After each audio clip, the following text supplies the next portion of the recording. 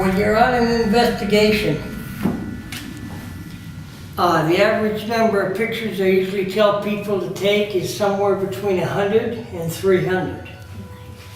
Take pictures in groups of 3, if possible, as fast as your camera will take it. You will probably see a lot of quote-unquote orbs tonight. They are dust. The theater is not spotless. There have been people through here all night long. And I guess the easiest way would be to show you. I have a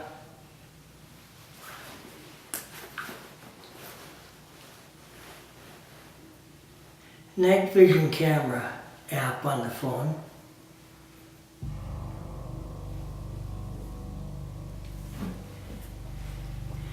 And if you look,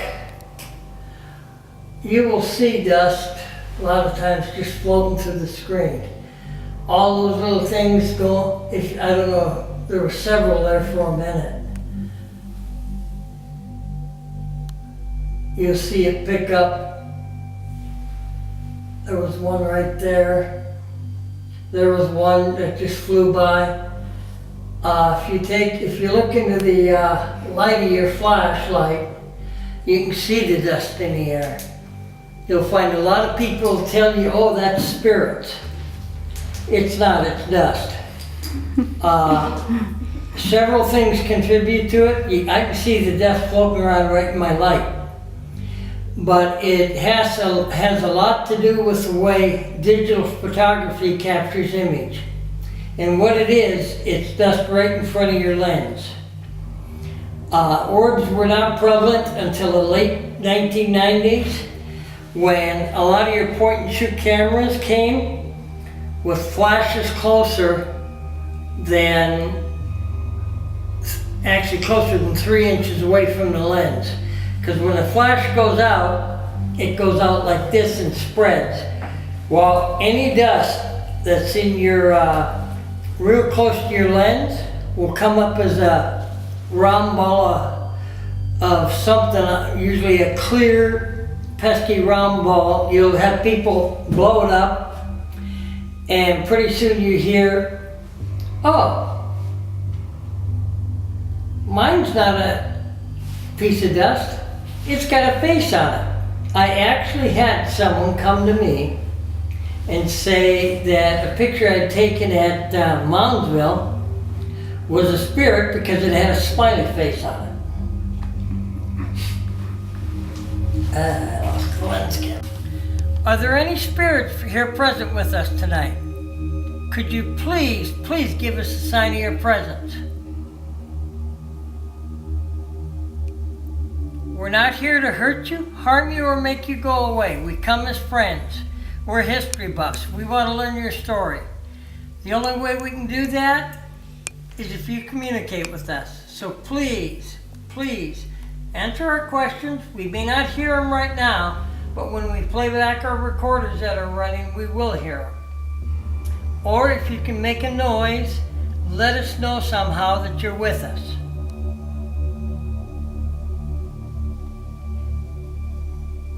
You'll hear me a lot of times repeat that phrase over and over and over, that we're not here to hurt you, harm you, or make you go away. Ghosts, spirits are nothing more than people who were once alive. You treat them with respect, they're going to respect you, and they may answer you. The provoking you see on TV has no place in a real paranormal investigation. You can really run into trouble. If I came to your house and started provoking you the way you see on TV and stuff, if you're a spirit, you're going to get pissed off at me first off. You're going to follow me home, and you're going to disrupt my life any way you possibly can.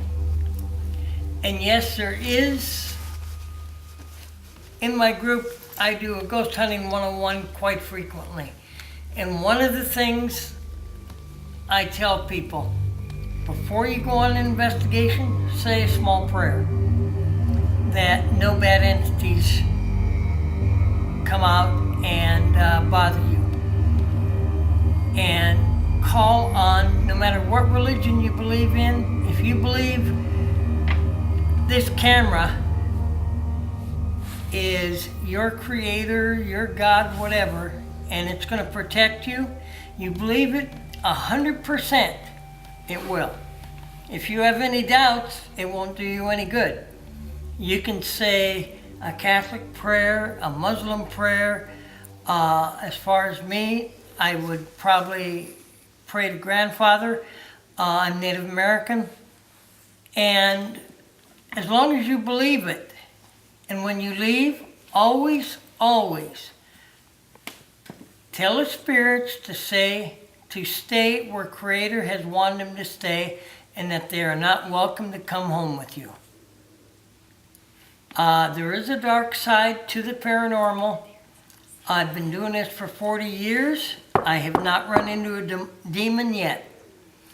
There are rules of engagement with the demon.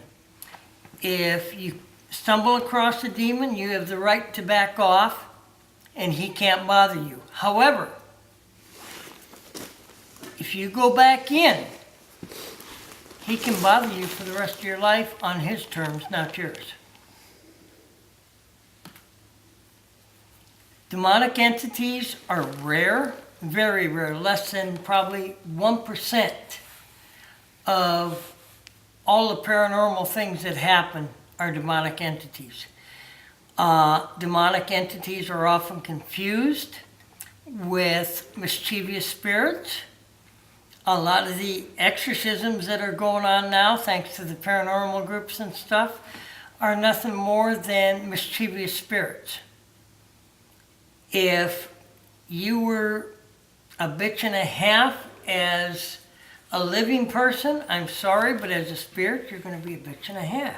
If you were a grumpy old person, grumpy old man, you're going to be a grumpy old spirit. They were once alive. Their personality follows them to the other side. A lot of my private investigations, it's not so much making spirits go away as it is teaching people how to live with spirits. There's no way that I can stop Grandma from coming back to your house to check on her great-grandson. There's just no way. She can do that. However, if you talk to her normally and tell her she's scaring the baby, scaring you, they will a lot of times alter how they appear, and you won't even know they're there. If the spirit should be attached to the property or a piece of antique furniture you buy, if you let the spirit know that he's scaring you, 90% of spirits do not want to scare or harm you. Most ghosts will not harm you. You got to learn how to live with them. I've lived in 2 haunted houses. I had a toilet that would flush in the middle of the night. I got so frustrated, I wanted to make sure it wasn't the toilet or the seal. So I disconnected the toilet from the water supply, drained the water supply, and certainly it flushed that night. We had a garage door that would open in the middle of the night, or at various times during the day. The garage door was broken and couldn't be opened. So they let you know that they're around you. And as I'm talking here, you may, when you play this back to yourself, you might hear someone saying something. You might even get so much as "Rrr." Every growl is not a demonic entity. A spirit may be just frustrated that you're in their space. If you are with us tonight and would like us to move on, please give us a sign. Make a noise in here. Could you tell us your name? Is the little girl here who turned on the flashlight for us? Would you come up and touch me on the shoulder? I will not ask the spirit to touch anyone who does not want to be touched. If a spirit touches you or is real close to you, you may feel a sudden temperature change. You may get chilled. I've had them shake my hand, and I'll tell you what, it feels like someone had a bag of ice and was shaking your hand. We did a private investigation of a horse resort, and believe it or not, a little boy tripped me down 3 stairs. We've got me falling down to missing all 3 stairs, hitting the floor. I actually cracked my ankle. And on the video camera, you hear me uttering all sorts of colorful language. And you hear this little boy's voice going, ha ha ha, did you see that? We'll move on.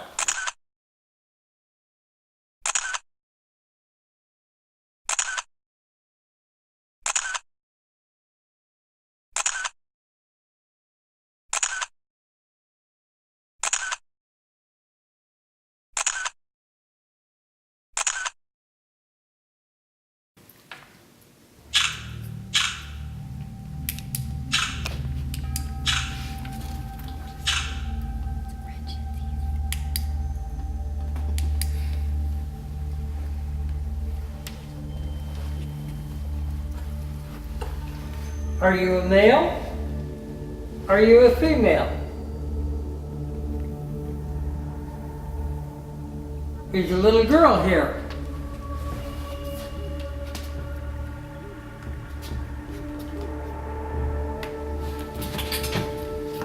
Let's see. Am I lost already? Yep.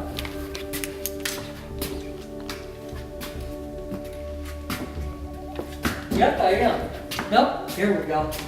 And allows the spirit a chance to interact with us by using the various things to answer your questions. I've asked how many spirits are with us, and we've gotten distinct answers such as 4, 6. When you get these, a lot of times what you get a little notice with them that says for entertainment purposes only. So how reliable they are, I can't tell you. Some ghost hunters will use dowsing rods.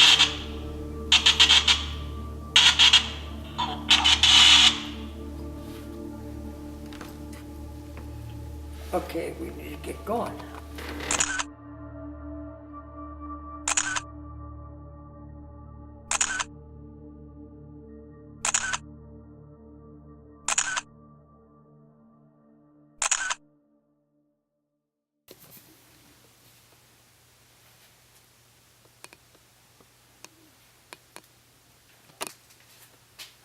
Yeah, another piece of equipment that's nice is our digital recorders with infrared cameras. You can run 4 to 8 cameras in different areas, and because you can't be everywhere. Movie cameras are excellent, handheld video recorders if they have night vision.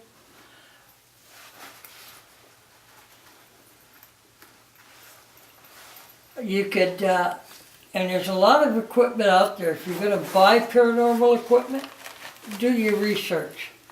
Don't only look for good things saying about equipment, look for negative reports on it.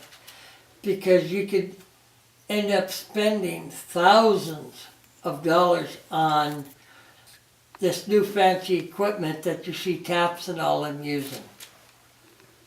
And what's funny is there's really not one piece of equipment that we use that was designed to find a ghost.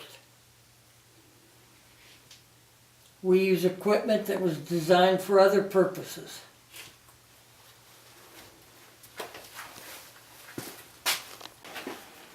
Here in this section of the basement with us,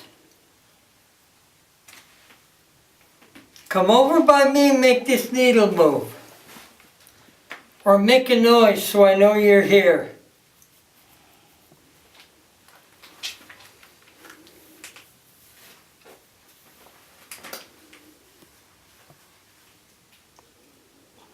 Could you tell us your name, please?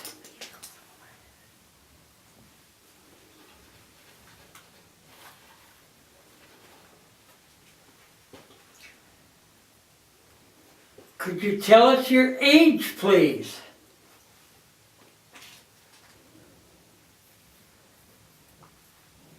If you would like us to leave, would you make a noise?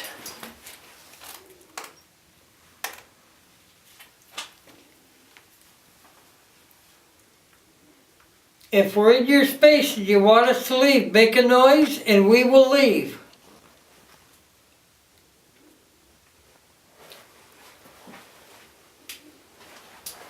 Any of you girls want to ask questions?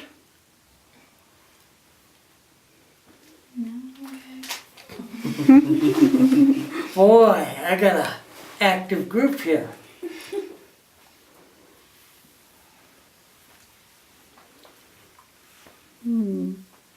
Ask a question. What year is it?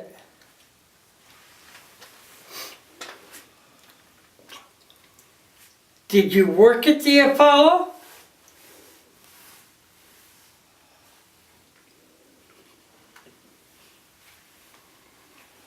Are you a theater patron?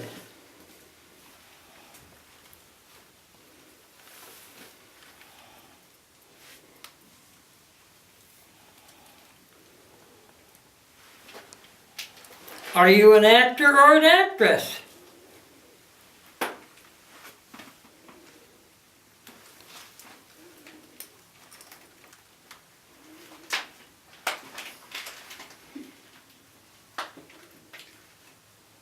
Are there any children down here from the flu epidemic?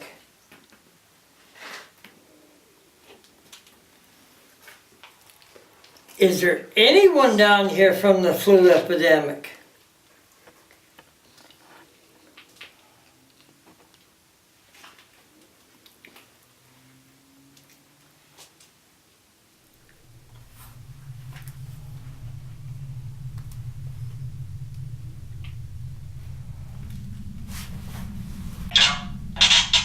Is Henry down here?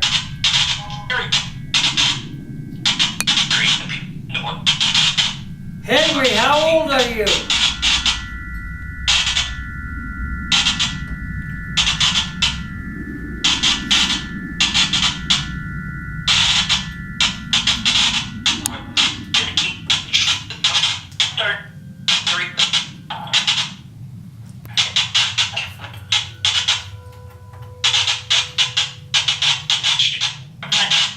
When reviewing your evidence, go over it. If you think you write down everything,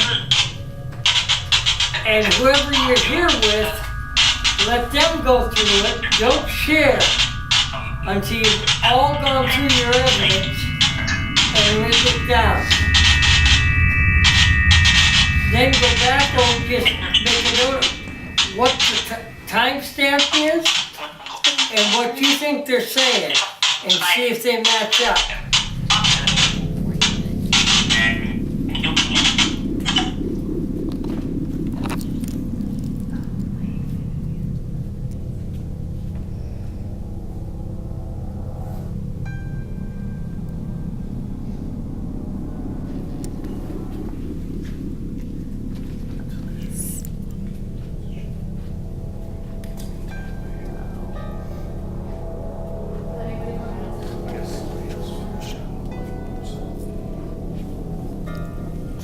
Spirit, do you want a beer?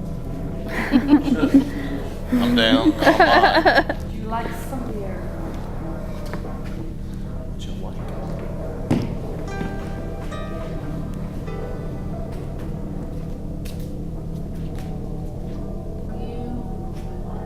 Really bad, maybe a little pee.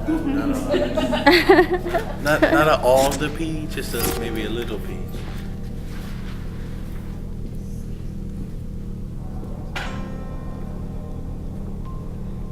They must only come to people who don't want to see them. Oh, look at how weird.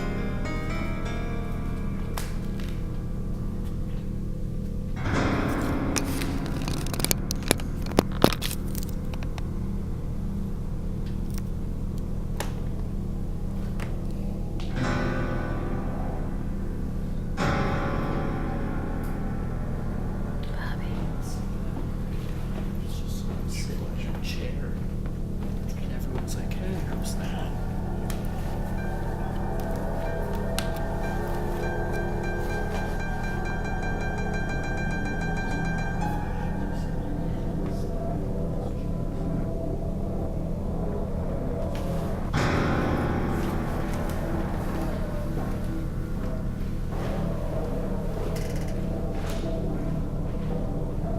There is.